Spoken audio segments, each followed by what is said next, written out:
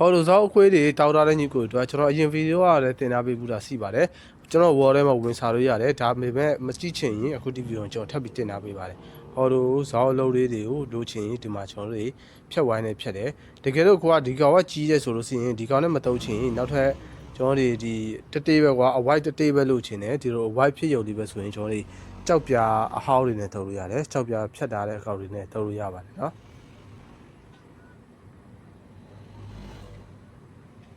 ဒါတော့တောက်ချုံနေပါလေဆိုလို့ရှိရင်ကျွန်တော်အဲ့ဒီမှာခလေးတွေပါစီရင်တောက်ချုံနေပါစီရင်ထိခိုက်တတ်လို့ဒါအခုလိုမျိုးလေးလုပ်လို့ရပါတယ်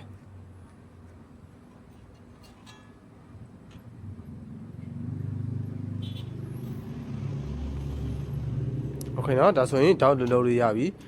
အရန်ကြီးတဲ့မစီတဲ့အတွက်တော်တော်လေးဒါကြီးကောက်တယ်လို့ပြောလို့ရတယ်ပေါ်ကနေဒါတက်ပြားလေးပါဆိုရင်အထက်တာလို့ပါလို့ဆိုရင်လည်းတို့အတိုင်းလိုက်ဝဲလို့လည်းရပါတယ်စင်ပြေမယ်လို့ထင်တယ်